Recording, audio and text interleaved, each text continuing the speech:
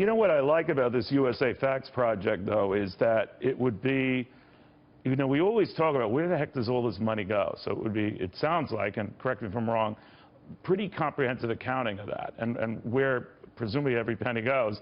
Because I don't think a lot of people are aware. I mean, they know rough percentage of its social entitlement programs, the military, et cetera. But I always think Washington on a federal level kind of gets away, on the right and the left, with no accountability, no one policing whether the money you've committed to this area is going to that area. So this would be a good step in that direction. Is that the gist of what you're trying to do? That is absolutely the gist. I mean, I couldn't understand it. And I said, look, we got to write something like a 10K, but for government. Where does the money come in? Where does it go? What kind of, and literally, we're going to use the 10K format. I can now tell you there are about 24 million people who work for government in the U.S. 24 million. When I first saw that number, whoa, this number's huge. But then when you think that teachers and elementary school staff or K through 12 staff and higher ed, there's 11 million people just working in education. You say, okay, I can live with that. And there's another almost 3 million working in the military and 2 million police and firemen. And you can build some better and better perspective on what is the government doing with our money, who is it employing. Some people think, you know, it's not right. Some people will. But people should be able to sort of crawl through that. Who are all these people? What do they do?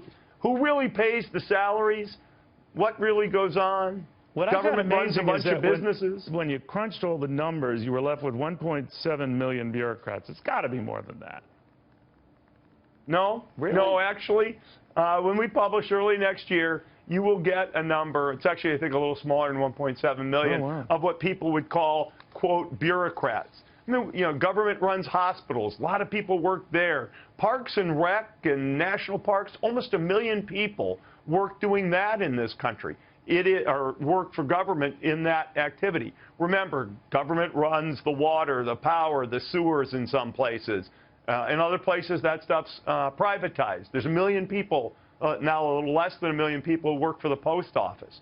So people may think the bureaucrats are the issue, but I think what happens is most people's experience with government is either paying their taxes, coming in to renew their driver's license, or trying to get a building permit to remodel their house. Or if you're less affluent, it's trying to get your benefits check or your Section 8 housing voucher or whatever it may be. Yeah, they're soured on those experiences, so soured on government. Right. But real quick, before we take a quick break, I hope you'll indulge us here. The markets and their response since the election of Donald Trump, you know, obviously all key sectors have benefited. The aggregates have benefited. A lot of people seem to think this is a sign of more robust activity to come. Interest rates have been backing up. What do you think about all this? Well, I think there's an excitement about what might be. I think if you just take a look at what the incoming administration's talked about, it has talked somehow about reduced taxes, which means there's going to be more money to go buy things. That should propel stocks up, if you will. Do you think that's a good idea? And there's been some talk of more spending. Yeah. Pardon me? I'm sorry. Do you think that's a good idea? Reduce taxes in all brackets. That's what Donald Trump's talking about. I will say it's a complex system. If you ask my sort of general opinion, independent of the facts, in the long run, I do think it's nice if the budget balances. And there are a lot of ways to get the budget to balance. But Democrat or Republican administration, at least this citizen, not this presenter of facts, this citizen would like to see the budget balanced, and the president and his team will have to figure out what they think about that and how to get there. You don't think you can do it the way he's presently telegraphing it with tax cuts, right? I mean, no, I actually don't make that comment. It's as I said, it's very complicated. Even the tax system is a little complicated, which is partly why people would like to simplify it. I'd like the budget to balance, and there may be other ways to get there. But I think running deficits, I understand the debt financing and all that kind of stuff. It just makes me nervous. I don't like to have debt. I hope our country's not holding that much debt, because at the end of the day, the debt the country's holding is all debt that the citizens owe. We're borrowing money essentially from our children, and that doesn't seem quite right and fair to me. Well, it depends if you like your children on a given day, I guess. But just a thought. What do you, and then we'll go to a quick break. The technology community, by and large, was not a fan of Donald Trump. I'm not talking monolithically, but they have sent signals that they want to work with the president-elect. It's a patriotic thing to do. Even Apple has talked about maybe building some of those iPhones in the United States. Now, obviously, that would make for much more expensive iPhones, but what do you make of that?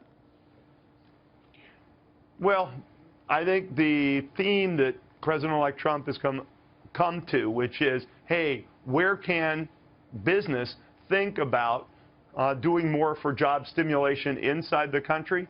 That's not a bad theme at all. Now, exactly where that goes and what to do, will American citizens wind up paying more money for these goods that are produced, as you pointed out with the iPhone?